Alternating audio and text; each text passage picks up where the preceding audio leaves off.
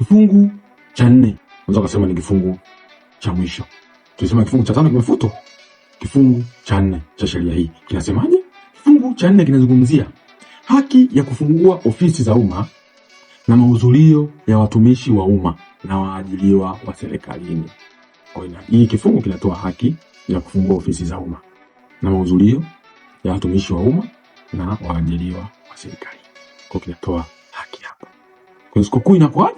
Inasema sasa itakuwa halali kwa mkuu wa idara yoyote ya serikali. Itakuwa halali kwa mkuu wa idara yoyote ya serikali. Wewe mkuu wa idara za serikali, mkuu yoyote wa idara za serikali, kifungu chako hiki kinakuhusu.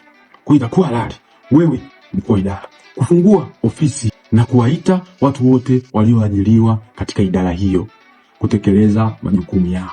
Siku hii siku likizo ya umma atakavyoona inafaa. Yaani utakavyoona inafaa wewe mkuu wa idara, sikukuu hizi za umma itakuwa halali kwako kuwaita, kwanza kufungua ofisi, pili kuwaita wafanyakazi hao, watumishi waajiriwa wa serikali kwenye idara yako kuja kazini kutekeleza majukumu yao.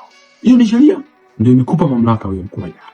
Lakini chapewa mamlaka lazima uyatumie vizuri. Kwa lazima uzingatie, uangalie umuhimu, sio umeamka zako asubuhi tu.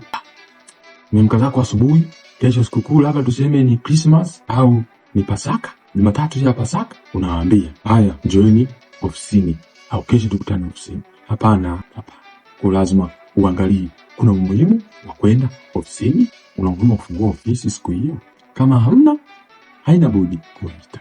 Ila kuna wale watumishi au wafanyakazi wanaofanya kwenye hizi kazi za msingi na ambazo zinatoa huduma za msingi, kwamba hao bwana hata kama wanapumzika kuna baadhi inabidi waende ofisini wakafanye kazi. Kwa mfano mahospitali, hivyo vituo vya afya ni muhimu. Baya ni muhimu hawa wasafirishaji wa serikali, kwa mfano kwenye SGR wafanya kazi ni muhimu. Ndio ni sikukuu, lakini usiende kazini kwa sababu ni sikukuu wakati watu wanahitaji huduma. DAWASA, watu wa maji, kwa ni muhimu kwenda, lakini hiyo sikukuu utalipwa fidia yako ya kufanya kazi siku ya sikukuu kama inavyosemwa kwenye sheria zile za wafanyakazi. Tutaenda kwa ndio kuungana na sisi, utajua umuhimu na faida kubwa kuhusiana na wewe kuelewa sheria.